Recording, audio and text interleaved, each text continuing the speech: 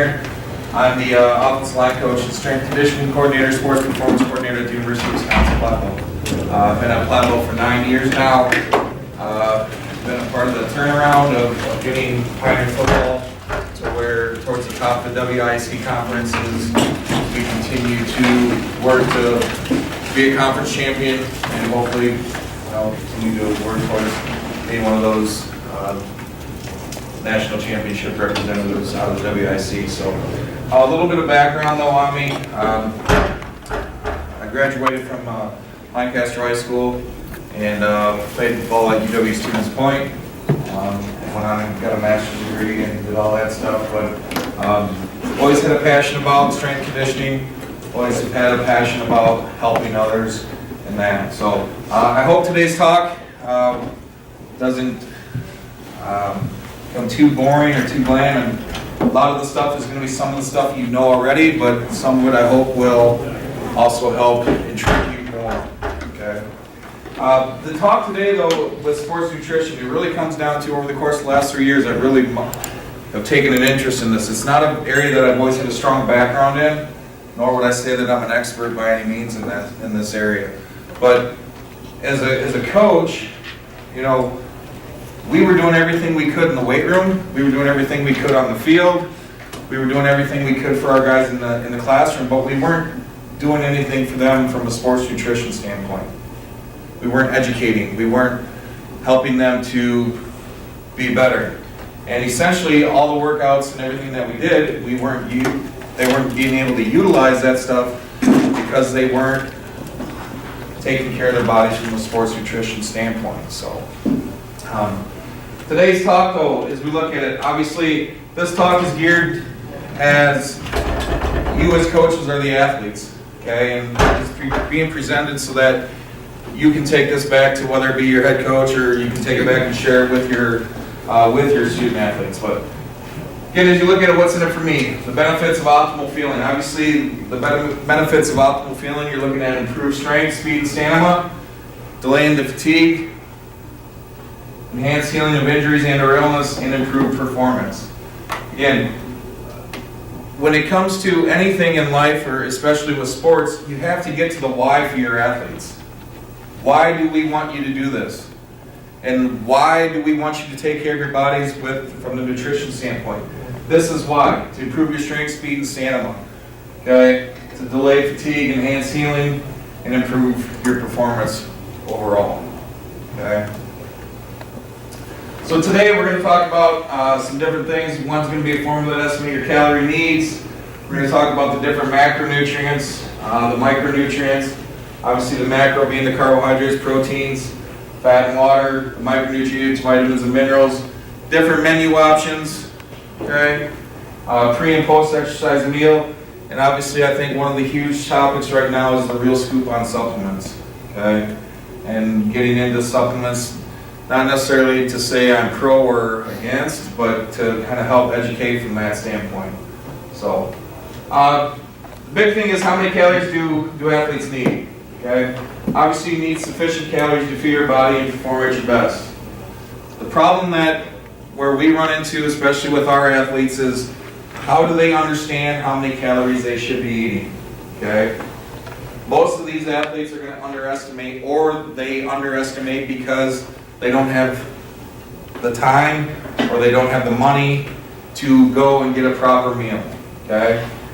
Obviously, the calorie formula is your body weight times 23 calories. Okay?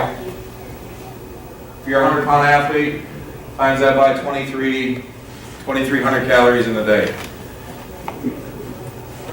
That seems like a lot for a 100-pound athlete, right? Now, if you take a 200-pound athlete, talking 4,600, is that right? Okay. So again, as you look at that, that's a lot of calories.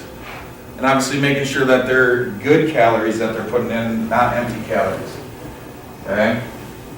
Obviously the only nutrients that provide calories are carbohydrates, proteins, and fats. Okay, again with those macronutrients and the macronutrients. Carbohydrates, proteins, fats. Again, we don't really need to monitor the amount of fat that an individual's putting in their diet unless they're putting too much in. We don't have to worry about them getting the percentage of fat that they need. we need to worry about limiting the amount of fat that they are putting in, okay?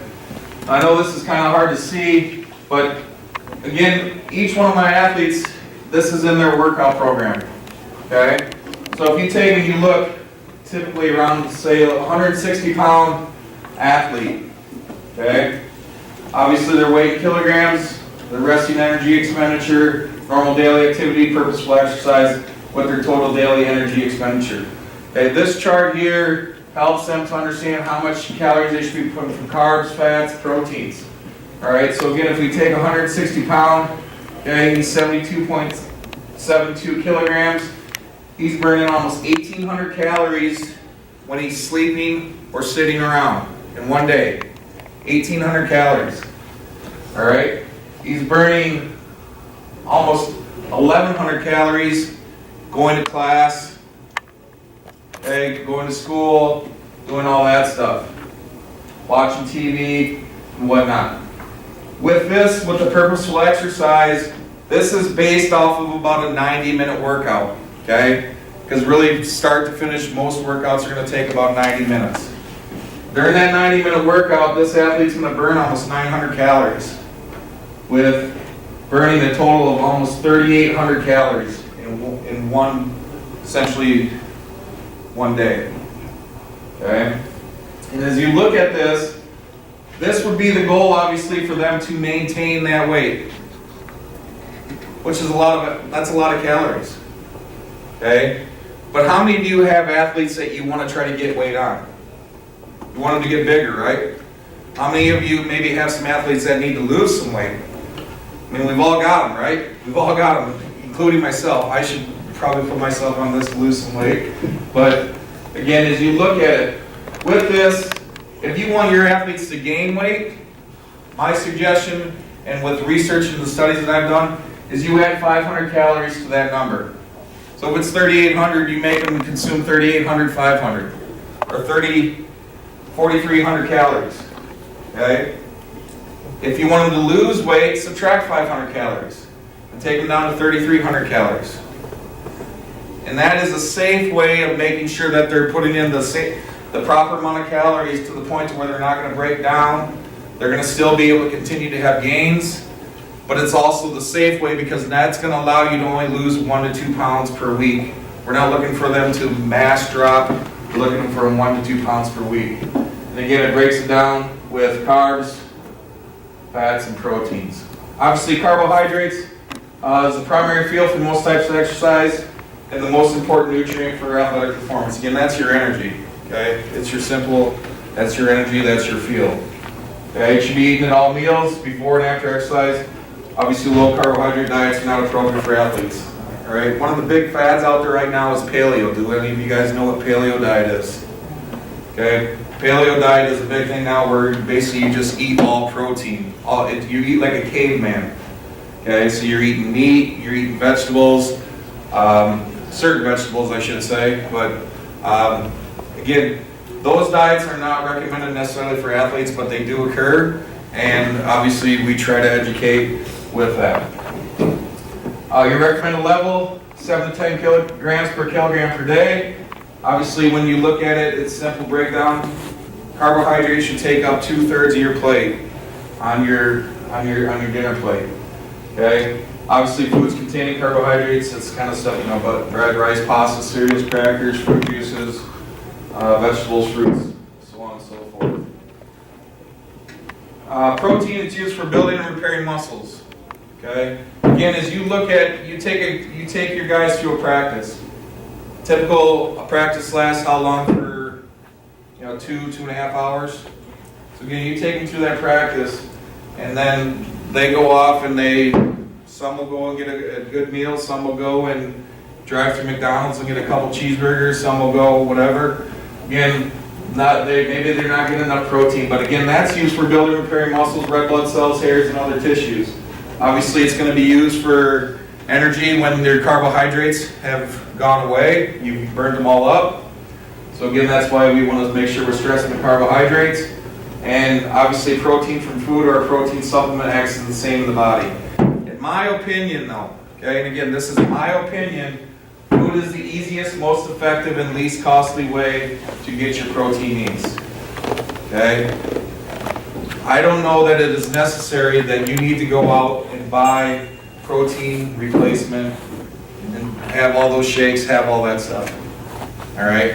Again, I think you can get protein from just your normal daily diet. All right?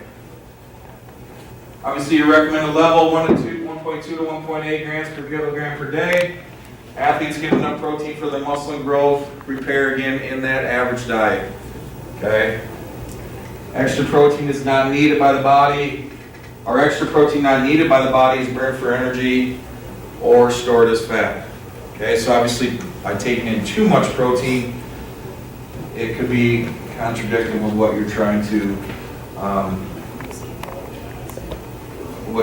accomplish. So, although athletes' protein needs are slightly higher than non-athletes, research shows that athletes can eat enough protein without using additional supplements. Again, I touched on this a little bit, but again, I just don't think that it's necessary. Obviously, meat, poultry, eggs, nuts, and beans where you find the protein. Again, fat helps sustain the prolonged exercise. It's a source of stored energy, burned mostly during low-level activity. All right, again, obviously not getting your heart rate above, that 40 to 60% of your max heart rate, all that. Fat should comprise no more than, or fat should comprise no more of 20 to 25% of your total calories. And obviously there are healthier fat choices. Again, we're going to get enough fat in our diet, but there are healthier fat choices with your nuts, seeds, olive oil, canola oil, fish, avocados, and olives. Different things of that nature. So, again, all the macronutrients, as you said, you look at it. Again, that's all great. It's all good information, but how does that relate to what you can share with your athletes? This is a menu that I put together for our athletes that I'm working with trying to help them make the right choices. Okay, I've been working with our food services for probably over the last 3 years of trying to get them to give us their menu a week in advance so that we can target what we want our athletes to eat. All right, but they don't want to do that for us. They don't want to work with us on that, and it's frustrating, but so I got to find a different way to try to help educate them. So essentially, I give them this menu, and again, this is all protein. Okay, so I give them a first choice of what they can choose, a second choice, and a last choice. Again, we don't pay for their meals. We don't have training table. We don't have all that stuff. So again, I can't tell, my offensive lineman that probably needs to lose 20 pounds that he shouldn't be eating double cheeseburgers. I can help educate them, but again, I'm not paying for it, so I can't say not to do it. But I can help educate with first choice, second choice, and last choice based off of what he's getting at the grocery store or based off of what he would go and do when he goes out for dinner or he's in the cafeteria. All right? So again, with the protein sources there. Again, same thing with the carbohydrates. First choice, second choice, last choice. Again, if you can go through and you can get a first choice for each one of your proteins and carbohydrates, that's great. If you can't find that first choice, then move on to the second choice. If you can't get that, well then, unfortunately, then you have to move to the last choice, or you can't skip that part though. Okay, you can't skip it.